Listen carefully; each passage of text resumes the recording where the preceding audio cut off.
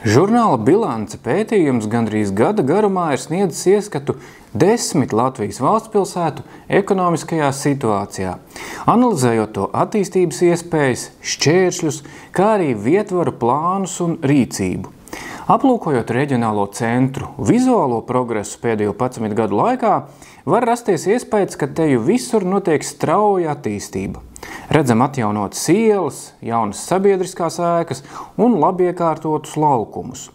Taču šis vizuālais iespējas lielā mērā radīts pateicoties Eiropas Savienības fondu līdzekļiem. Un vizuālais izrāviens nevienmēr nozīmē patiesu ekonomisko izaugsmi.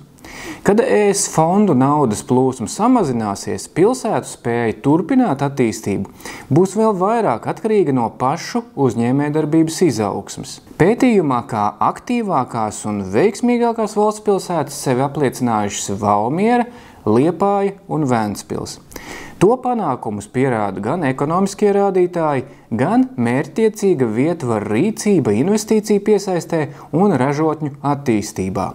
Ir arī pilsētas, kas vēl tikai sāk mosties vai cenšas pārlaust nelabvēlīgu iepriekšējo gadu mantojumu. Tādas ir, piemēram, Daugavpils un Rīga. Ekonomiski ļoti netipiskā Rēzekne par spīti grūtiem apstākļiem un finanšu problēmām raksturojam kā krējuma burkā iekritusi vardīte, kas aktīvi cenšas sakult krējumu sviestā. Savu iespēju robežās nosacīt centīgi darbojas arī Jēkabpils. Trešā kompānija ir pilsētas, kas vairāk vai mazāk laiski guļ pludmalē, kuru apspīd Rīgas labklājības saule un bezbēdīgi sērfo uz Rīgas ekonomikas milzīgā viļņa muguras.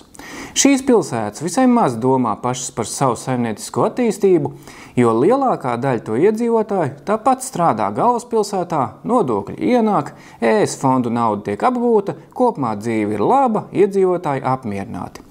Galvenie piemēri šādam domāšanas veidam ir bijušās kūrortpilsētas Ogra un Jūrmala, bet daļai arī Jelgava. Jelgava cenšas kaut ko plānot un darīt, liels cerības liekot uz nākotnē gaidāmo industriālo parku. Taču līdz Valmieras, Liepājas vai Ventspils stratēģiskās plānošanas un reālās rīcības līmenim netiek. Vairāk izaicinājumi ir kopīgi gandrīz visām valsts pilsētām. Pirmais un galvenais ir demogrāfiskā situācija. Gandrīz visur iedzīvotāju skaits samazinās negatīva dabiskā pieauguma un iedzīvotāju aizbraukšanas dēļ. Vissmagāk tas skārs Rēzekni, Ventspili, Daugavpili un Jēkabpili, taču arī Valmierā un Liepājā bijis būtisks kritums. Vienīgais izņēmums ir Jūrmala, kur iedzīvotāju skaits pieaug, kas skaidrojams ar Rīgas tūmu. Cieši saistīts kopīgs izaicinājums ir arī augsti kvalificēta darba spēka trūkums. Šī problēma kavē attīstību ne tikai pilsētās ar zemu bezdarbu kā Valmierā, bet pat tādās kā Rēzekne un Daugavpils, kur kopējais bezdarba līmenis ir augsts. Tas liecina, ka problēma nav tikai darbinieku trūkumā, bet arī to kvalifikācijas neatbilstībā darba tirgus prasībām. Nepieciešamas daudz mērķtiecīgākas un reģionāli specifiskas pārkvalifikācijas un mūžizglītības programmas. Izšķiroši svarīgs izaicinājums ir ekonomikas pievienotās vērtības paaugstināšana. Lai gan visas pilsētas to apzinās un iekļāvušas savās stratēģijās, īstenošana dzīvē atšķiras. Šajā ziņā vis tālāk tikusi Valmiera, taču arī tās sasniegumi izceļas tikai Latvijas mērogā. Liepāja aktīvi piesaista investīcijas, bet vidējā alga tur vēl ir diezgan zema. Ventspilī algu situācija ir labāka un attīstība vairs nav tikai uz tranzīta rēķina. Nākotnes cerības Liepājā un Ventspilī visvairāk saista ar alternatīvo energoresursu attīstību – ūdeņradis, vēja enerģija, saules enerģija, amoniaks. Valmierā aktuālākās attīstības prioritātes ir militārās ražošanas un biorafinēšanas jomas. Tālākā perspektīvā arī citi zaļā kursa un aprits ekonomikas virzieni. Savukārt Jelgava pie galvenajiem izaugsmes ceļa rādītājiem sauc bioekonomiku, viedo enerģētiku un informācijas tehnoloģijas. Daudzām citām pilsētām trūkst skaidra redzējuma.